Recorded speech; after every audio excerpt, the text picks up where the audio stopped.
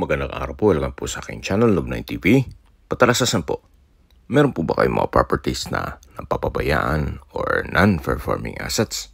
Plan nyo ibenta, pero wala kayong oras sa pagbibenta nito. Kung ito'y pagkakatiwala nyo po sa amin, tawag lang po kayo sa aking numero, usap po tayo, gawin ko po ng video for free. Yes, libre po. Wala po kayong babayaran. Tutulungan pa namin kayong mabenta ang inyong property. Kami na po bahala sa marketing, sa boosting, or paid ads. Even sa tripping, hindi na po kayo mapapagod sa pag-entertain ng mga buyers. Kami na po bahala sa lahat. Tawag lang po kayo. Nandito po tayo ngayon sa Tagaytay kung saan meron po tayong bagong video presentation. Isang house and lot na may lot area na 214 square meters. At may floor area 260 square meters. Ito po ay 2-year-old, may basement at roof deck. Ito po ay nasa loob ng isang subdivision na meron pong 24 hours security. Napakatahimik po ng lugar, sariwang hangin, at malamig po ang klima. Nakabakod na rin po buong property at meron pong steel gate. Samahan niyo po ako, pasok po tayo. So, ito naman po yung garahe. Nakakasya ang dalawang sasakyan at naka-tile flooring po ito. Yan po yung balkonahe. At dito naman po ay yung facade ng bahay. Napaganda po ng disenyo. At meron pong garden. May mga pathwalk na rin po papunta sa likod ng bahay. So ito po yung garahe at dito naman po yung main door. Kung saan ito yung meron pong aluminum screen door at solid wood door. Welcome po dito sa bahay ni Ma'am at Sir. Dito naman po sa gilid ay meron pong customized awning type window na may security grill. Then yung ceiling po ay naka-rafter type design na may LED lamps at pin lamps. Ito po yung living area o salas. Then meron pong mga sliding glass windows na may blinds. At ito naman po yung hagdan.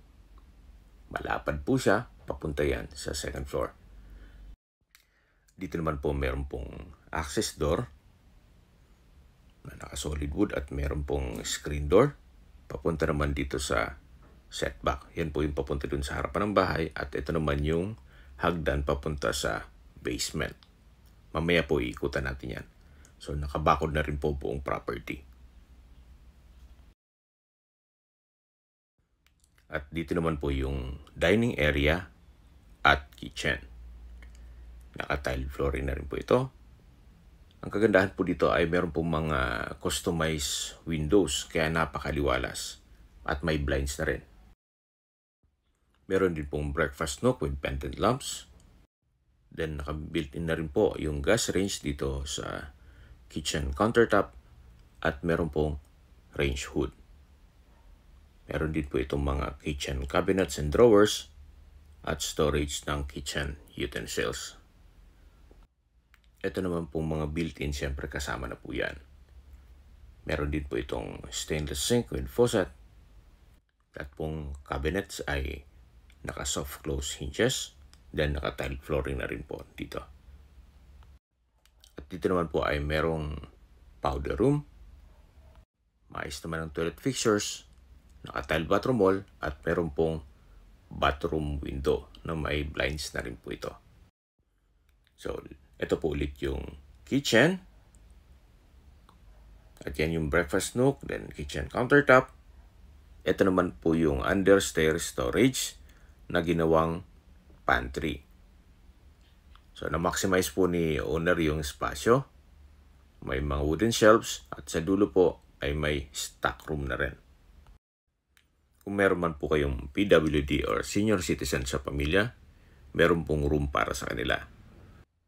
So, ito po yung tinutukoy ko ng first bedroom kung saan malaki naman po ang espasyo. Meron pong dalawang sliding glass window, then may access door papunta sa likod ng bahay at meron po itong sariling toilet and bath.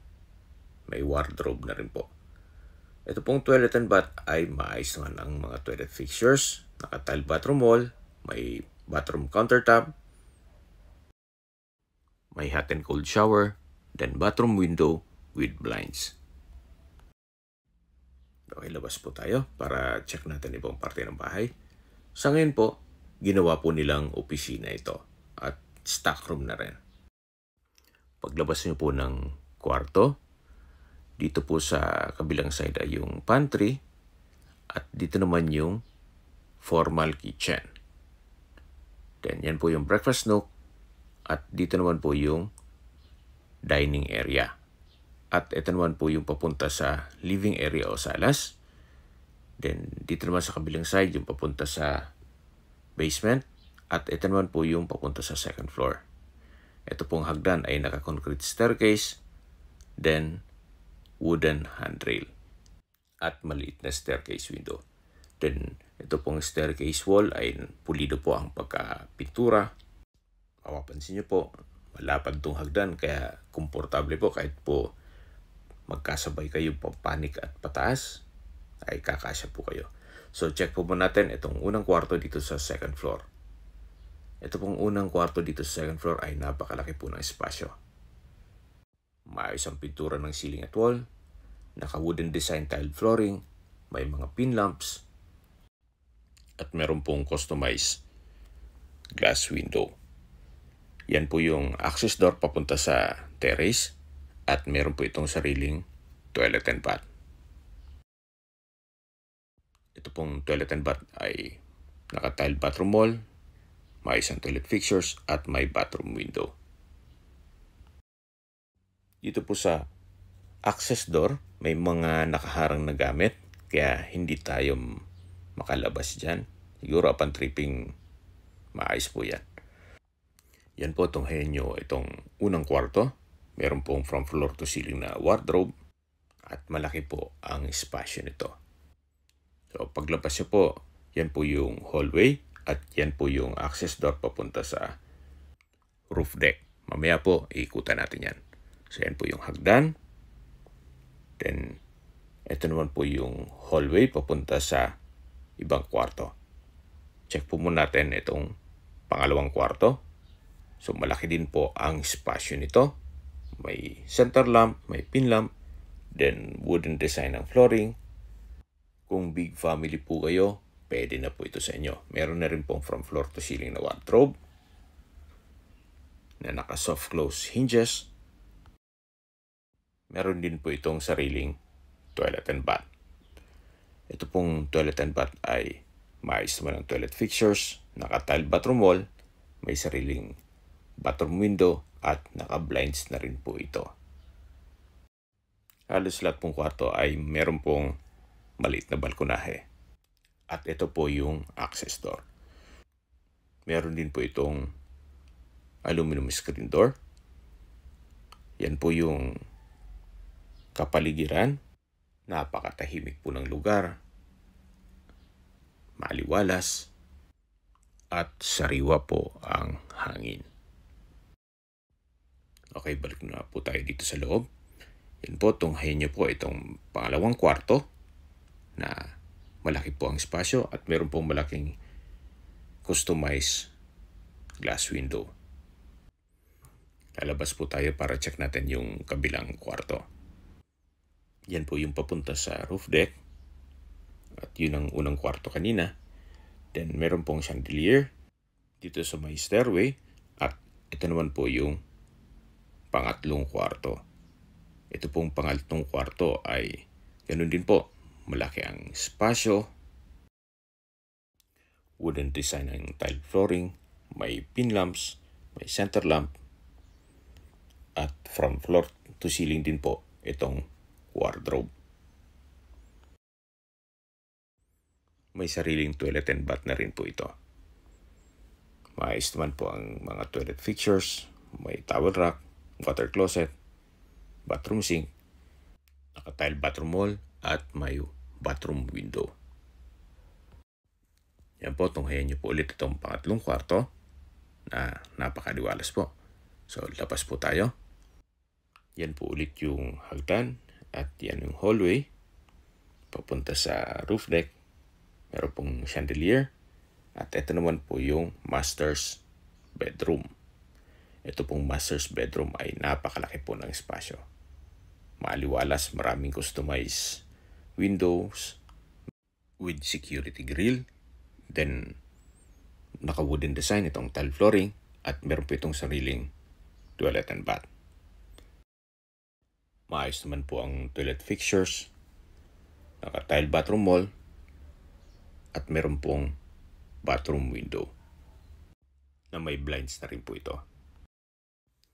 Ayan po, tunghayan niyo po ulit itong master's bedroom na napakaliwalas at meron po itong from floor to ceiling na wardrobe. Ito pong access door ay meron pong aluminum screen door papunta dito sa balkonahe o terrace.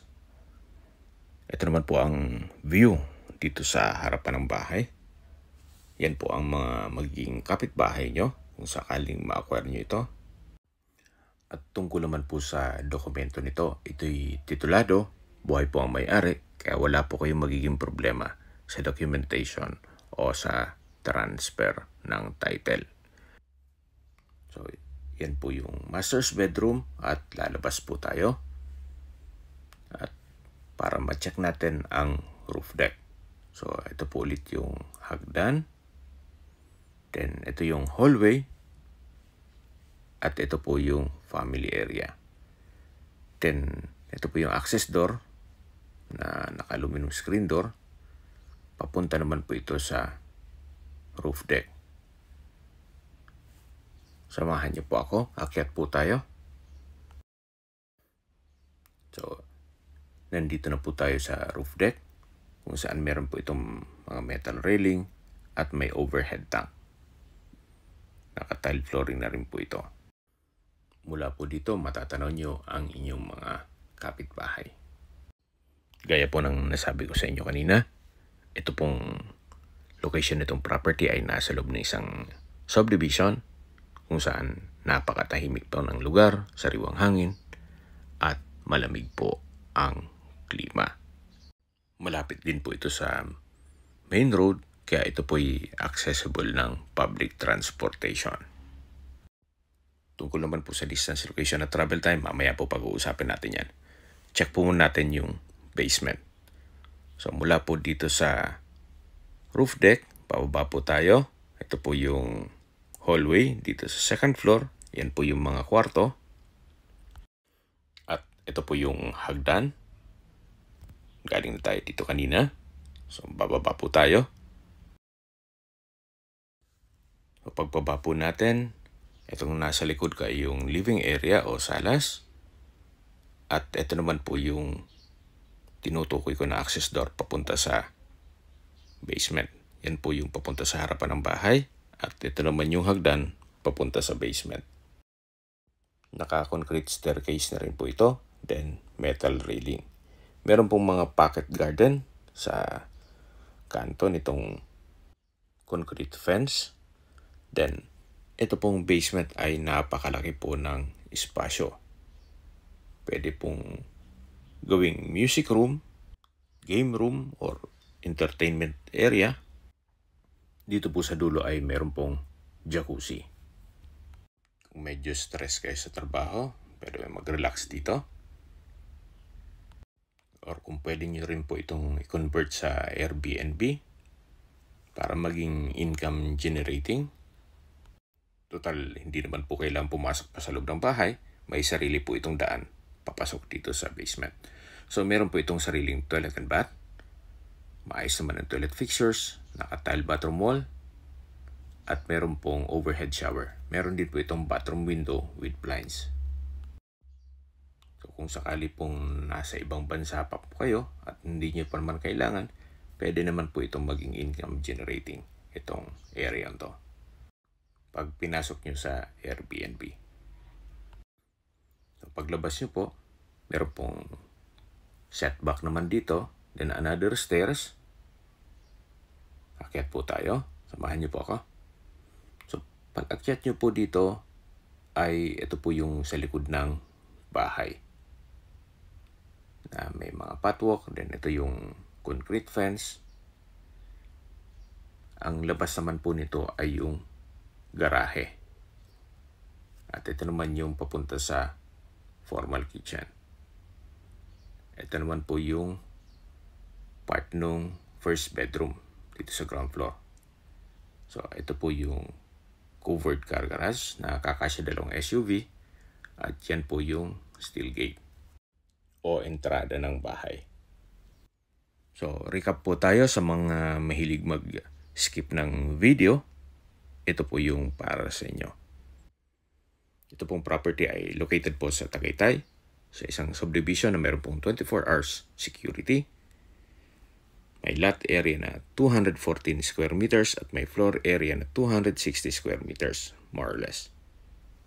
Ito po ay 2-year-old, well-maintained, kaya ready for occupancy.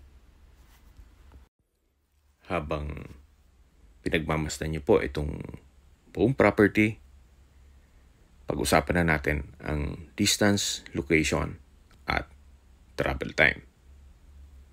So, mula po sa Picnic Grove, isa sa pasyalan dito sa Tagaytay, ang distance is 3.8 kilometers at ang travel time is 10 minutes. Mula naman po sa ina ng laging Saklolo Church, ang distance is 2.5 kilometers at ang travel time is 7 minutes. At mula naman po sa Starbucks downhill, ang distance is 1.4 kilometers at ang travel time is 9 minutes. Mula naman po sa Tagaytay Rotonda, ang distance is 2.9 kilometers at ang travel time is 12 minutes. Sa Tagaytay Rotonda po ay kumpleto na rin gaya ng mga malls, hotels and restaurants, banks, supermarket, schools, church, at hospital. Yan po yung lagi kong binabanggit sa inyo na dapat nyo i-consider sa paghanap ng property yung meron pong malapit na hospital. Hindi ko naman po sinasabing sakitin kayo. Yun naman po ay for emergency purpose lang naman. At mula naman po sa Calac Silang Interchange, ang distance is 16.9 kilometers at ang travel time is 54 minutes. Bakit po lagi kong binabanggit ang Calax or Cavite Laguna Expressway? Ito po ay isang proyekto ng ating gobyerno na kung saan ang Calax po ay connecting South Luzon Expressway, Skyway, all the way to North Luzon Expressway at ibang parte ng Metro Manila. So, once na matapos po yan, mas mapapabilis na po ang biyahe papunta dito sa Tagaytay. Mula naman po sa airport, ang distance is 56.4 kilometers at ang travel time is 1 hour and 52 minutes kasama na ang traffic. Okay, sa presyo na po tayo. Binibenta po ito ni owner sa halagang 18.8 million pesos net. Ibig pong sabihin, si buyer na po ang sasagot sa lahat ng taxes at expenses with regards to documentation. Kung may mga katanungan po kayo or gustong magpaset ng tripping dito sa property to, tawag lang po kayo sa aking numero. At sa mga kababayan naman natin na sa ibang bansa, meron po akong Telegram. Sa mga iPhone user man may iMessage. Meron din pong Imo, Skype, Viber at WhatsApp. Same number lang po, 0917-316-3399. Sa mga nagtatanong naman po ng aming Facebook, meron po aming Facebook page na Nov9 TV at Facebook Reels video. Makisuyo po, pakilike and follow na rin. Meron din po kami ibang YouTube channel na The Nov9 TV channel at AC Listings. Sana po naibigan nyo ang aming video presentation. Pakilike and subscribe na lang po sa aking channel para ma-update din po kayo sa aking future listings. Kung sakali po hanap nyo ay mas malaking sukat ng lupa, meron din po kami ibang listings na pwede nyong pagpilian. Huwag po kayong mag-atubiling tumawag sa amin, then let us know your budget para malaman namin kung anong property pwede naming i-alok sa inyo. Sa lahat pong viewers, subscriber at nagtiwala po sa amin, salamat po sa suporta. Ingat po kayo lagi at yung pamilya. Maraming salamat po.